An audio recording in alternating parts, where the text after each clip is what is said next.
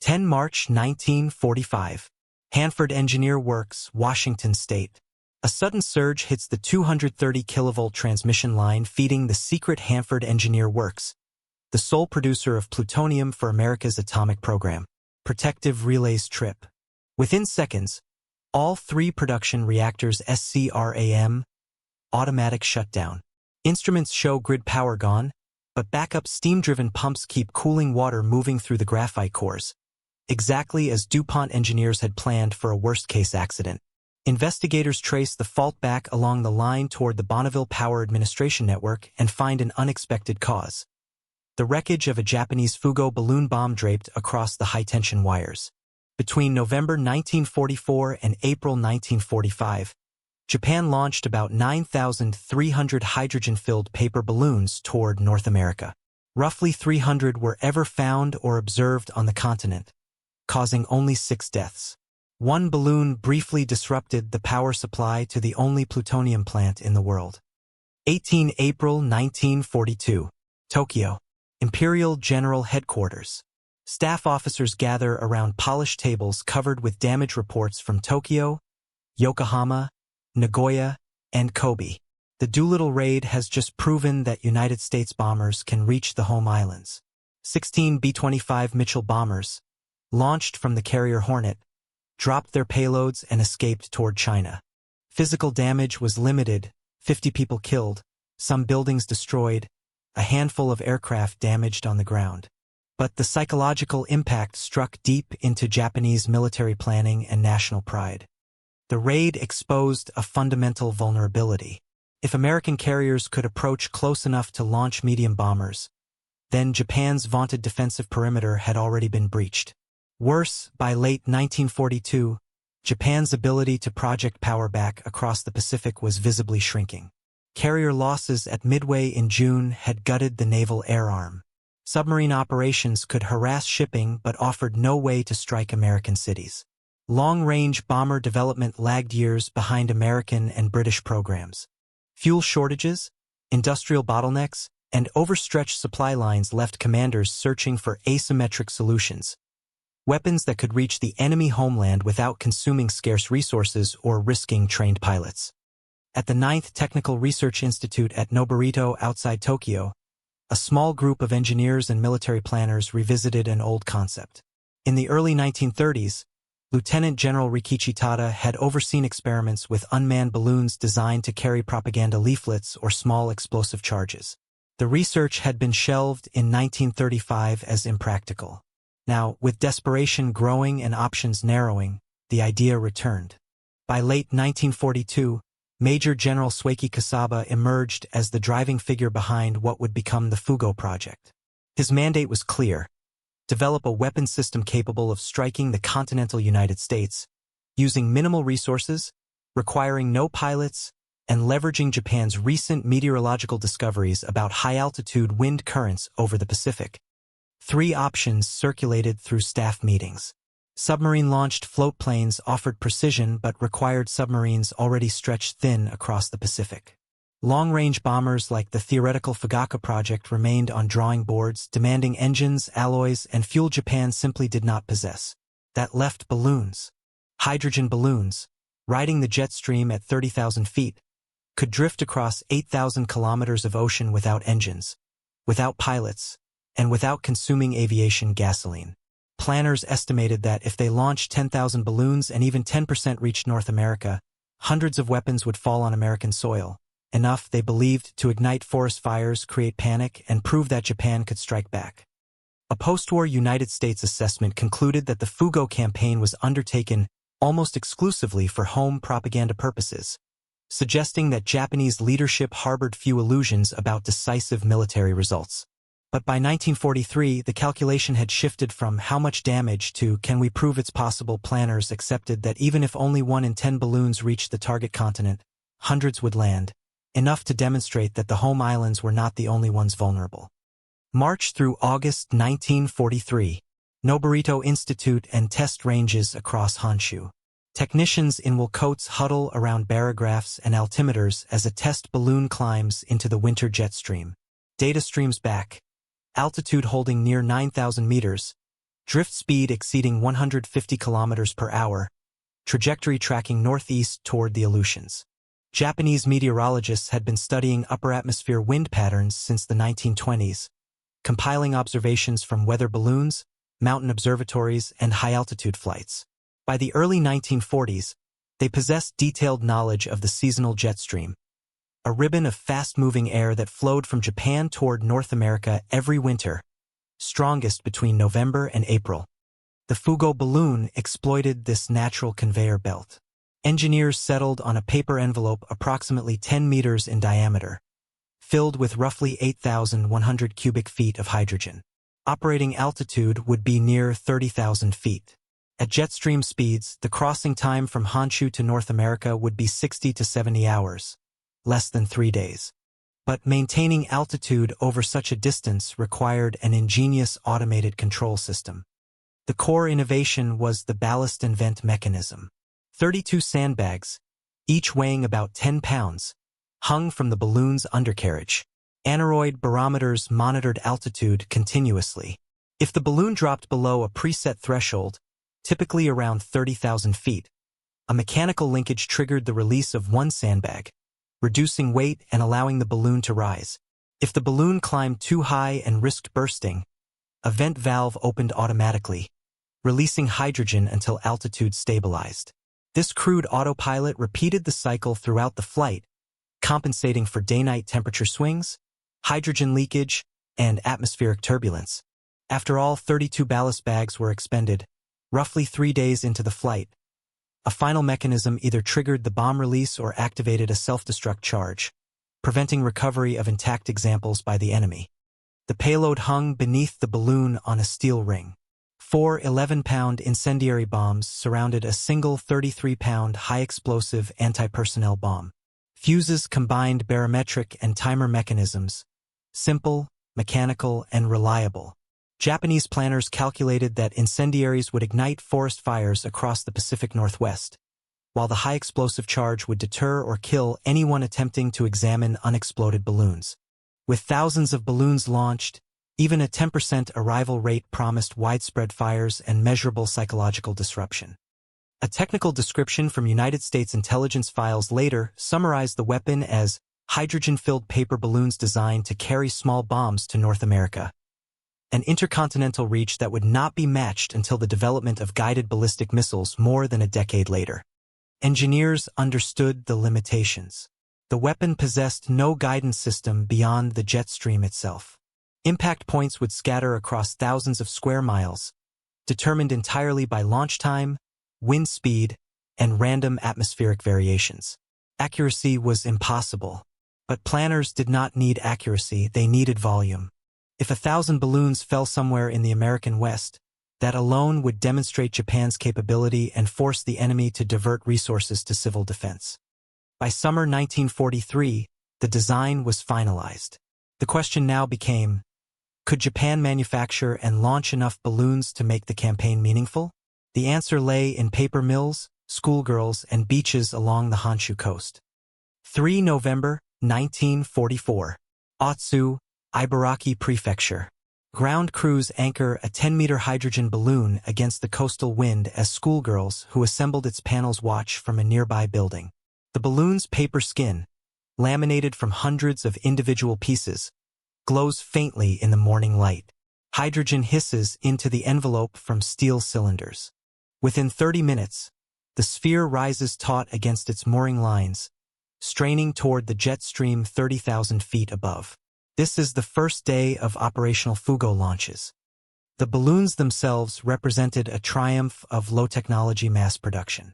Each envelope required more than 600 individual panels of mulberry paper, laminated together with kanyaka paste, a glue made from the starchy root of the konjac plant. Thousands of schoolgirls and women, many conscripted under wartime labor mobilization, worked in shifts gluing, drying, and inspecting panels. Final assembly took place in large indoor spaces, sumo halls, theaters, warehouses. At Tokyo's Ryogoku Kokujikan Sumo Arena, workers laid out entire balloons on the floor, checking seams and testing for leaks. Organizational control fell to up to 3 dedicated launch battalions, operating primarily from sites in Ibaraki, Chiba, and Fukushima prefectures along Honshu's eastern coast.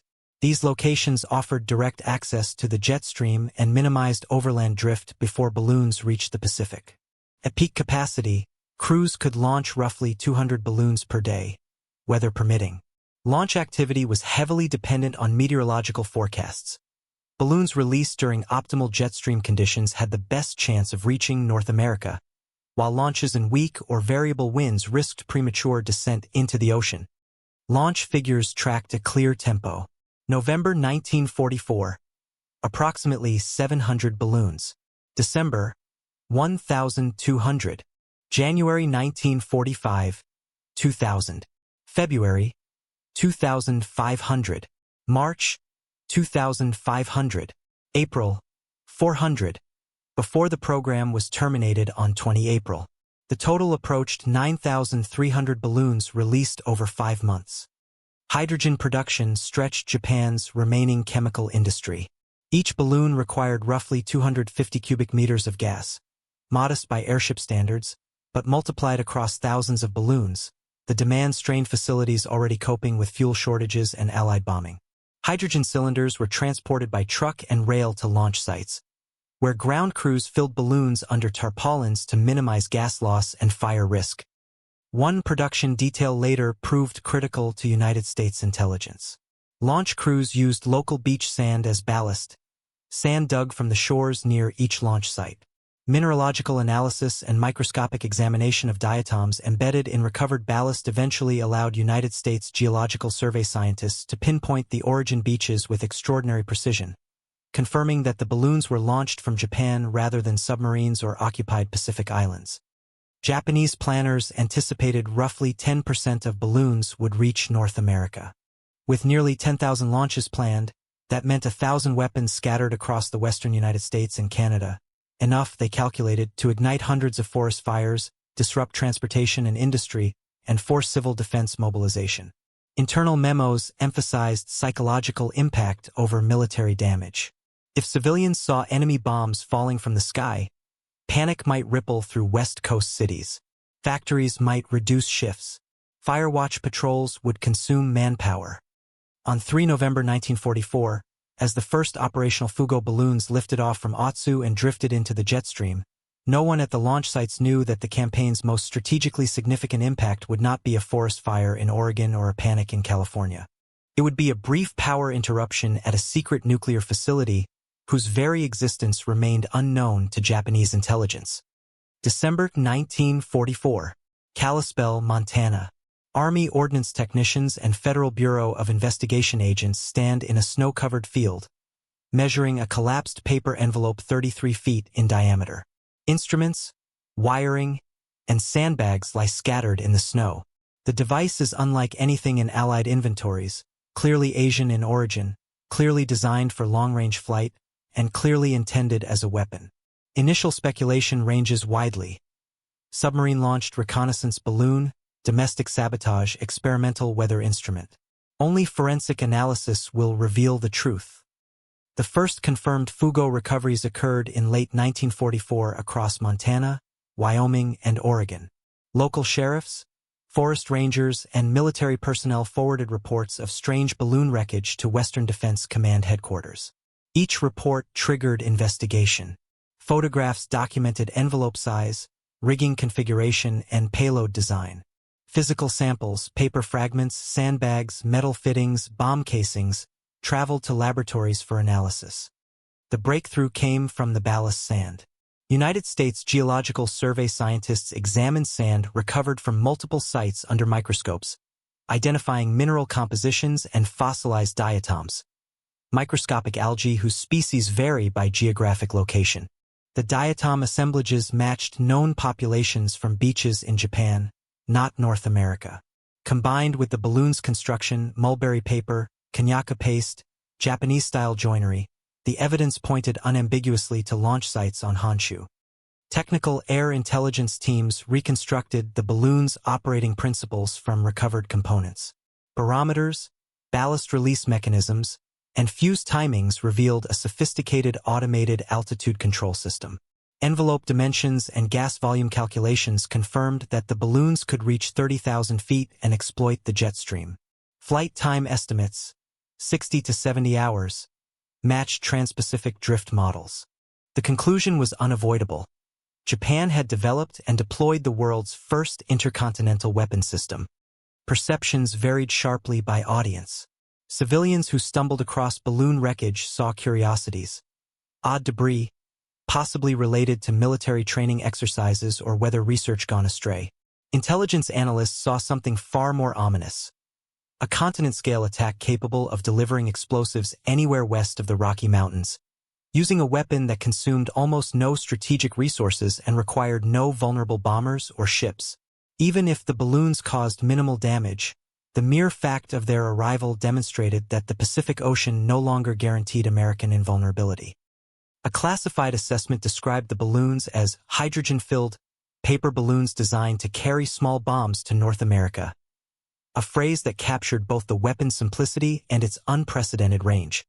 By January 1945, internal estimates suggested that where a handful of balloons had been found, hundreds more might have crossed unseen. Many would have fallen in remote wilderness, decomposed in rain and snow, or landed in the ocean. The visible recoveries represented only a fraction of the total. If Japanese launch rates continued through the winter, thousands of weapons might eventually reach the continent. The question became, what could be done to mitigate the threat without revealing to Japan that the balloons were arriving? January through August 1945. Western Defense Command, San Francisco. A large wall map of North America fills with colored pins, each marking a reported balloon incident. Pins cluster in the Pacific Northwest but spread across 15 states, several Canadian provinces, and even northern Mexico. Alaska, British Columbia, Washington, Oregon, California, Idaho, Montana, Wyoming, South Dakota, Nebraska, Kansas, Texas, Michigan. The pins trace an arc thousands of miles wide, proof that the jet stream scatters its cargo randomly across the continent. By August 1945, United States Army records documented approximately 285 balloon incidents. The true number of balloons that reached North America remains uncertain. Many likely fell unobserved in wilderness, disintegrated before discovery, or landed in the Pacific just short of the coast. Of the roughly 9,300 balloons launched, about 300 were confirmed in North America through direct observation or recovered wreckage. The geographic distribution revealed the weapon's fundamental limitation: lack of targeting. Balloons launched into the jet stream drifted east-northeast, but minor variations in wind speed, altitude, and atmospheric pressure scattered impact points across a zone 2,000 miles wide. Most balloons fell in the Pacific Northwest and northern Great Plains, but outliers reached as far south as Mexico and as far east as Michigan. One balloon reportedly landed near Detroit, 5,000 miles from its launch point. Typical effects were modest. Small brush fires ignited and self-extinguished in damp winter conditions. Envelope fragments draped over trees or fences. Unexploded bombs were recovered by local authorities and turned over to Army ordnance teams. Many balloons landed deflated. Hydrogen leaked away. Payloads scattered but inert. A few caused minor property damage. Shrapnel puncturing a barn wall. Incendiaries scorching a field. Post-war assessments concluded that only one or two small grass fires could be clearly attributed to Fugo, and even those caused negligible damage. The overwhelming majority of balloons caused no fires, no injuries, and no disruption. Statistically, the campaign's destructive impact approached zero. Yet the military viewed the situation with deep concern. The same maps showing 300 pinpricks across the continent also showed that balloons were landing near dams, power lines, forests, railroads, and urban areas. If launch rates increased, or if Japan modified payloads to carry chemical or biological agents, the threat could escalate. Civil defense planners worried that a lucky strike could ignite a major wildfire during dry summer months, damage critical infrastructure, or cause mass casualties. The fact that damage remained minimal did not eliminate the need for vigilance. Internally, the Fugo campaign forced recognition of a strategic reality. Japan could place explosives on American soil without ships, without aircraft, and without advance warning. For the first time in history, the United States faced an intercontinental weapons system. Maps showing balloon landfalls reassured planners that damage was minimal, but those same maps proved that a balloon could, in principle, land near almost any target west of the Mississippi River. For January 1945, Washington, D.C., an editor at a major newspaper reads a confidential circular from the Office of Censorship. The directive is clear: publish no stories, headlines, or photographs about unusual balloons or related incidents. Broadcasters receive identical instructions. The goal is total information blackout. The United States Office of Censorship operated throughout the war under voluntary compliance by American media. Newspapers, radio stations, and magazines agreed to withhold publication of sensitive information that could aid the enemy. Troop movements, ship sailings, production figures, casualties before official notification. The balloon directive fit this framework. On 4 January 1945, the office issued guidance requesting complete silence on all Fugo incidents. The rationale was straightforward: deny Japan any feedback on the campaign's effectiveness. If American newspapers reported balloon landfalls, fires, or casualties, Japanese intelligence could monitor those reports and refine launch timing, targeting, or payloads. If press coverage revealed panic or disruption, Japanese propagandists could amplify the psychological impact domestically, justifying continued resource allocation to the program. Conversely, if no American media reported balloon incidents, Japanese planners would have no confirmation that balloons were arriving at all. Within 3 months, the Office of Censorship reported high compliance. In an internal memo, officials noted that the blackout had effectively baffled the Japanese, leaving them uncertain whether the balloons were reaching their targets. A handful of isolated references appeared in late 1944, brief mentions in West Coast newspapers, a column by a congressman alluding to enemy balloons, a wire service story prepared but pulled before distribution. After the January directive, such leaks ceased almost entirely. Japanese domestic broadcasts claimed otherwise.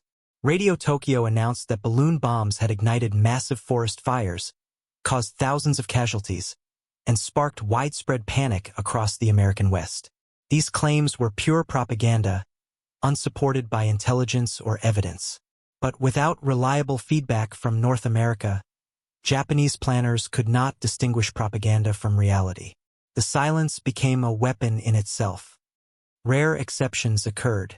Some communities, unaware of the directive, mentioned strange debris in local newsletters or bulletins. A few incidents reached Congress through constituent complaints. But national media held the line. Major newspapers carried no headlines about balloon bombs. Radio networks broadcast no warnings. Newsreels showed no wreckage. To the average American, the Fugo campaign did not exist.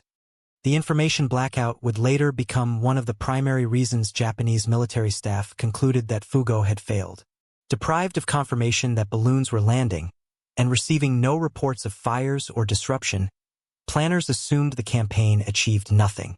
In mid-April 1945, lacking feedback and facing severe resource constraints, the Imperial Japanese Army terminated balloon launches. The final balloons lifted off around 20 April. Within weeks, one of those balloons would kill 6 Americans in Oregon, and another would briefly disrupt the Manhattan Project. But by then, Japan had already given up on Fugo. Winter through spring 1945. Pacific Northwest. Forest Service observers on winter patrol move through snow-covered timber in Oregon and Washington, scanning for smoke columns that never appear. Internal bulletins warn fire crews to watch for incendiary balloons. Firefighting equipment stands ready at ranger stations. But the forests remain silent, blanketed in snow, and the feared firestorm never ignites. Japanese planners expected the Fugo campaign to produce devastating forest fires across the American West. Incendiary bombs, scattered over millions of acres of timber, should, by their calculations, ignite hundreds of fires during the dry season, overwhelming firefighting resources and causing massive economic and psychological damage. This assumption drove payload design and launch timing. But the assumption rested on a fatal miscalculation. launch windows and fire season did not align. The jet stream flows strongest during winter months, November through April, when temperature gradients between polar and tropical air masses create high-altitude winds exceeding 150 miles per hour. Outside this window, jet stream speeds drop, drift patterns become erratic, and balloons risk falling short of North America. Japanese meteorologists understood this constraint. To maximize arrival rates, they launched balloons between November 1944 and April 1945. But these same months represent the wettest, coldest season in the Pacific Northwest. Winter rains saturate forests. Snowpack accumulates in the mountains. Fuels remain damp or frozen. Fire danger drops to its annual minimum. When Fugo incendiaries landed during this period, they fell onto wet needles, snow-covered ground, and saturated logs. Ignition was difficult. Sustained burning was nearly impossible. Meteorological records from 1944 to 1945 confirm high winter precipitation across Washington, Oregon, and Northern California. Snowpack exceeded seasonal averages in many areas. Fire danger indices remained low throughout the balloon campaign. Forest Service reports noted minimal wildfire activity during this period, far below summer norms. The incendiary bombs themselves performed poorly under these conditions. Each bomb contained thermite or magnesium-based compounds designed to burn intensely and ignite surrounding fuels. In laboratory tests or dry conditions, they functioned effectively. But when dropped onto snow-covered ground or rain-soaked timber, the incendiaries sputtered, burned briefly, and extinguished without spreading. Fusing mechanisms designed to detonate after impact sometimes failed in freezing temperatures or when buried in snow. Post-war United States assessments concluded that only 1 or 2 small grass fires could be definitively attributed to Fugo balloons, and even these caused trivial damage. Japanese expectations of devastating forest fires collided with meteorological reality. The very season that enabled intercontinental balloon navigation was also the season least favorable to wildland fires. The irony was absolute. Japan developed a weapon capable of crossing 8,000 kilometers, proved it could deliver explosives to enemy territory, and achieved the first intercontinental strike in history, but chose a delivery window that nullified the weapon's primary intended effect. The balloons arrived. The bombs detonated. But the forests, protected by winter weather, refused to burn. May through October 1945, Pendleton Army Airfield, Oregon. Paratroopers of the all-black 555th Parachute Infantry Battalion board C-47 transport aircraft without rifles, grenades, or heavy combat gear. Instead, they carry parachutes, firefighting tools, saws, rope, and emergency rations. Their mission is not to seize territory or engage the enemy. Their mission is to jump into remote wildfires as smoke jumpers, the first military firefighting airborne unit in United States history. Operation Firefly represented the defensive response to Fugo. Western Defense Command, United States Forest Service, and civilian firefighting agencies assembled a combined force of approximately 2,700 personnel to respond rapidly to any wildfires potentially caused by balloon bombs. The core of this effort was the 555th Parachute Infantry Battalion, reassigned from combat training to firefighting duty across Forest Service Regions 1, 4, 5, and 6, covering Oregon, Washington, Idaho, Montana, and Northern California. The 555th was an all-black airborne unit, trained to the same standards as other parachute infantry but segregated under wartime military policy. In early 1945, as the Army sought units for the firefighting mission, the 555th was selected and moved to Pendleton Field. There, Forest Service instructors trained the paratroopers in wildland firefighting techniques, constructing fire lines, operating pumps, felling snags, and digging trenches. Parachute training continued, adapted for forest drops rather than combat jumps. Troopers learned to navigate dense timber, survive in remote wilderness, and suppress fires with minimal equipment. Between May and October 1945, the 555th conducted approximately 28 to 36 firefighting missions. Roughly 15 of these involved parachute jumps into remote fire zones, wilderness areas unreachable by road, where traditional firefighting crews would require days to hike in. The remaining missions involved ground transport to accessible fires. Most fires responded to proved to be caused by lightning strikes, campfires, or other conventional ignition sources. Only a small fraction, if any, were confirmed FUGO incidents. One trooper, Malvin L. Brown, died in a parachute training accident, a reminder of the inherent risks in airborne operations, even in non-combat roles. His death underscored the human cost of preparing for a threat that, by mid-1945, had already been terminated by Japan. Operation Firefly proved operationally successful. The 555th demonstrated that paratroopers could function effectively as smoke jumpers, reaching fires quickly and containing them before they spread. But statistically, the defensive effort vastly exceeded the actual threat. Of the dozens of fires the unit responded to, almost none were caused by FUGO balloons. The feared fire catastrophe never materialized. By the time the 555th was fully deployed, Japanese launch crews had stopped sending new balloons in late April. But American commanders, lacking confirmation that the campaign had ended, maintained readiness through the summer and autumn fire season. The fact that no major balloon-caused fires occurred validated both the defensive mobilization and the efficacy of the winter launch timing in preventing the Japanese planners' intended outcome. 10 March 1945. Hanford Engineer Works, Washington. Indicators on B reactors control panels register a sudden drop in external electrical power.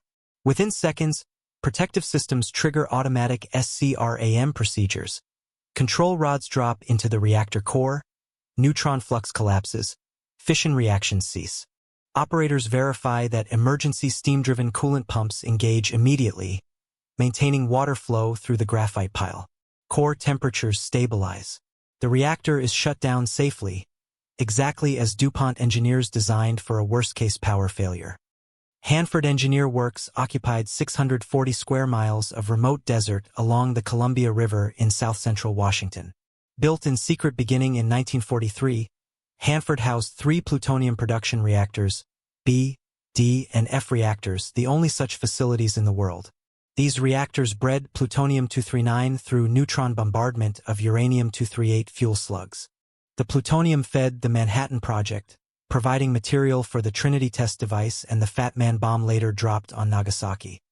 Electrical power for Hanford came from the Bonneville Power Administration grid, drawing hydroelectric energy from Grand Coulee Dam and Bonneville Dam on the Columbia River. High-voltage transmission lines, 230 kilovolt circuits, carried power through the Midway substation to the reactor facilities. The reactors required continuous electrical supply for coolant pumps, instruments, and controls. Loss of grid power was anticipated as a potential emergency, so engineers installed redundant backup systems. Steam-driven pumps powered by coal-fired boilers, independent of the electrical grid. On 10 March 1945, a fault occurred on one of the Bonneville Power Administration transmission lines feeding Hanford. Protective relays detected the short circuit and tripped, cutting power to the reactors. All 3 reactors SCRAM'd simultaneously. Operators confirmed that backup pumps maintained coolant circulation, preventing fuel damage or graphite overheating. Within hours, investigators traced the fault along the transmission line and discovered the cause. A FUGO balloon bomb had contacted the high-tension wires, creating a short circuit. The balloon itself did not explode.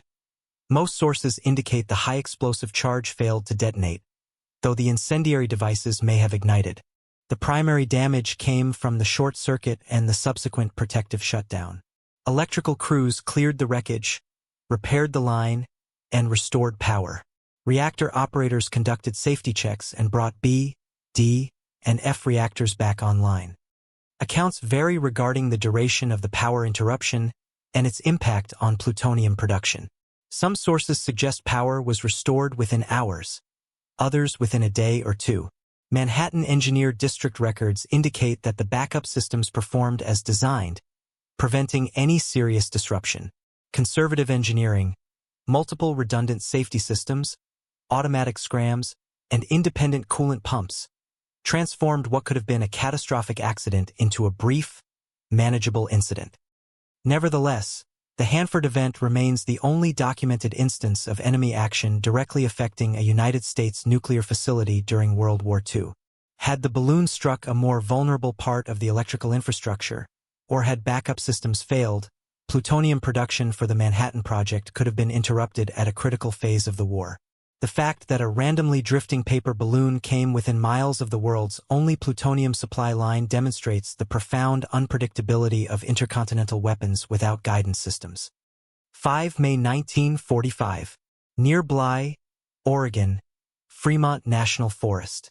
Army investigators walk through Ponderosa Pine Forest toward a small clearing below Gerhardt Mountain. Scattered metal fragments, a shallow crater, and shrapnel scars on tree trunks mark the site. This is the only lethal Fugo impact on United States soil, the place where 6 Americans died in the final weeks of the war. The victims were Elsie Mitchell, age 26 and 5 months pregnant, and 5 children from her Sunday school class. Edward Engen, age 13, Jay Gifford, age 13, Joan Patsk, age 13, Dick Patsk, age 14, and Sherman Shoemaker, age 11. On 5 May 1945, Reverend Archie Mitchell drove his wife and the children into the forest for a church picnic near Leonard Creek. Reverend Mitchell parked the car and began unloading supplies. Elsie and the children walked into the woods to explore while he worked. Minutes later, an explosion tore through the forest.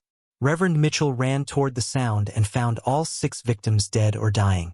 Shrapnel from the anti-personnel bomb had struck them at close range. Emergency responders arrived but could do nothing. All 6 were pronounced dead at the scene. Army ordnance teams investigated and reconstructed the incident. A Fugo balloon had landed in the area weeks earlier, likely in early April, when the last balloons were still crossing the Pacific. The balloon envelope had deflated or disintegrated. Snow or rain might have concealed the payload. On 5 May, the group encountered the debris.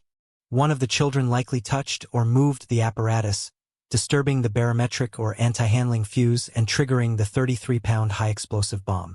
The Army estimated the balloon had lain undiscovered for approximately 1 month before the fatal encounter. These 6 deaths represent the only civilian casualties from enemy action in the continental United States during World War II. No other Fugo incident caused fatalities. No other enemy attack, submarine shelling, aircraft bombing, sabotage killed civilians on the mainland. The Bly victims remain unique in American wartime history. Following the incident, military authorities faced a dilemma. The press blackout had successfully concealed the Fugo campaign from the public and from Japanese intelligence. But continued silence now risked additional casualties if civilians encountered unexploded balloons.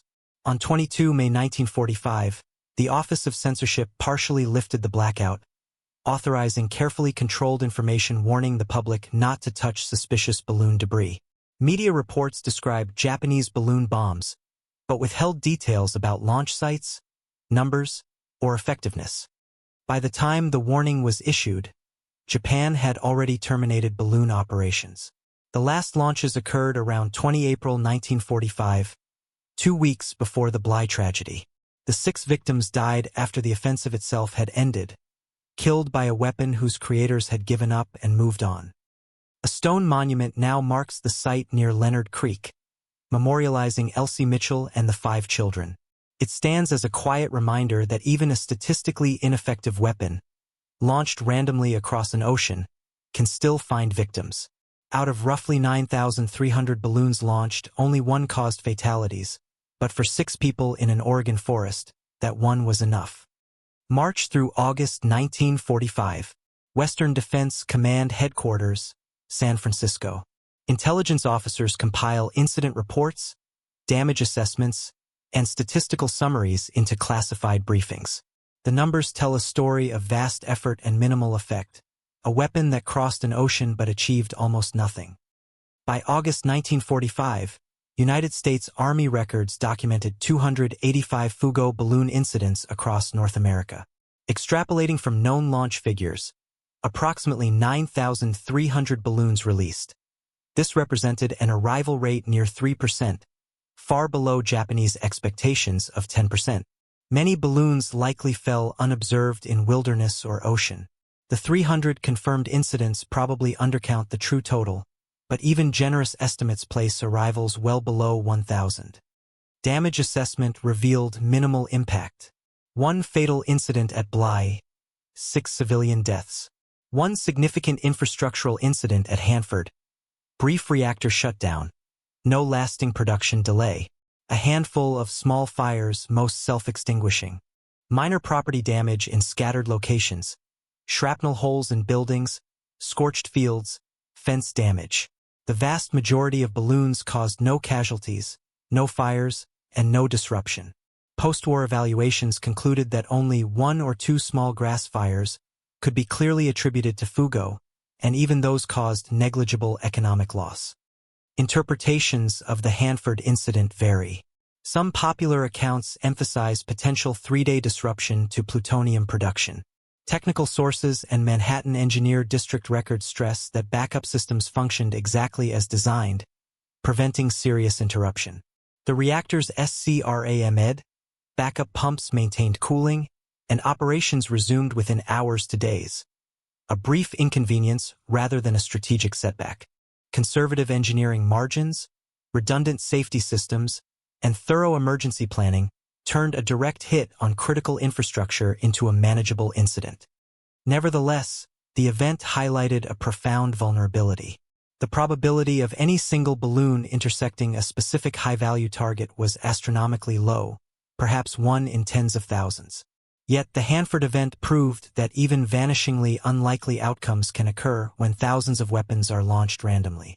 The balloon that struck the Hanford transmission line drifted across the Pacific without guidance, without targeting, without knowledge of what lay below. Pure chance brought it within miles of the world's only plutonium production facility. Japanese expectations, widespread fires, public panic, industrial disruption, never materialized. Planners assumed that even limited feedback would confirm success and justify continued operations. Instead, the United States press blackout denied them any information. Silence from North America looked like failure. Without evidence of fires, casualties, or panic, Japanese staff concluded that FUGO consumed resources better spent elsewhere. On 20 April 1945, the Imperial Japanese Army terminated the campaign. Intelligence archives later described FUGO as the first weapon system in history with intercontinental range, a milestone in military technology. But range alone does not guarantee effectiveness. The same randomness that allowed a paper balloon to brush against the Manhattan Project also ensured that 9,299 other balloons achieved nothing measurable. One hit Hanford. One killed 6 civilians.